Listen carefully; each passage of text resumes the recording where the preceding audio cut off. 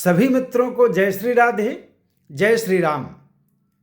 आज मेरे पास कुछ मित्रों के प्रश्न आए हैं कि महाराज जी, श्रीमद् भागवत महापुराण में एकदा शब्द के संदर्भ में कुछ व्याख्यान करें। मैं आप लोगों के प्रश्न का उत्तर तो नहीं दे सकता सभी लोगों के, लेकिन फिर भी कोशिश करूंगा क्योंकि मेरे पास समय का अभाव रहता है। तो एकदा शब्द श्रीमद् भागवत महापुराण में वैसे तो अनगिनत बार आया है, अनंत बार आया है, लेकिन एकदा शब्द जहां जहां पर भी आया है गूढ़ से गूढ़ प्रसंग छुपा हुआ है। एक नई कथा उत्पन्न हो जाती है, एक नई कथा जन्म ले लेती है। जैसा कि श्रीमद् भागवत पर चलते हैं, महात्म में आत्मदेव ब्राह्मण की कथा पर एकदा शब्द आया।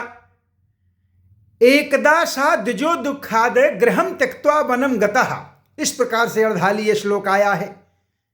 और दशम स्कंध के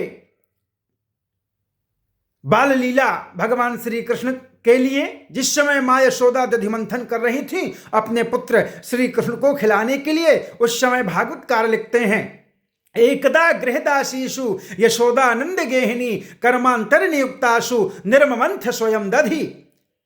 कहने का तात्पर्य है एकदा शब्द एक महत्वपूर्ण शब्द है और जहां जहां पर भी आया है गूढ़ से गूढ़ प्रसंग छुपा हुआ है। जैसा कि हम आप लोग कहा करते हैं ना कि एक बार उधर गए थे, ऐसा से ऐसा हुआ, इस प्रकार। और एक बार श्री रामचरितमानस में जहां जहां पर भी शब्द आया है गूढ़ से गूढ़ प्रसंग छुपा हुआ है, एक नई कथा उत्पन्न हो जाती है। जैसा कि रामचरितमानस पर विचार करते हैं, चलते हैं। एक बार चुन कुसुम सुहाए निज कर भूषण राम बनाए, एक बार त्रेता युग माही शंभु गए कुंभज ऋषि पाही, एक बार भूपति मन माही भई ग्लानि मोरे सुत नाही, एक बार जननी अनवाए कर श्रृंगार पलना पोढ़ाए। इस प्रकार से ये श्री रामचरितमानस की बात है, क्योंकि श्री रामचरितमानस में बाबा तुलसी ने कविता की, अपने मनोभावों को लेकर, अपनी मनोवृत्ति को लेकर। कविता किसे कहते हैं? कामानि कल्पना विमानि विचार तामानि तालमेल। कल्पना और विचार के तालमेल बंध जाने पर जो लिख जाए उसे कविता कहते हैं। क्योंकि रामायण हो, श्री रामचरितमानस हो या श्रीमद् भागवत महापुराण हो, ये कथा तीन प्रकार से है, आध्यात्मिक, आदि भौतिक, आदि दैविक। भक्ति ज्ञान वैराग्य का अद्भुत संगम है।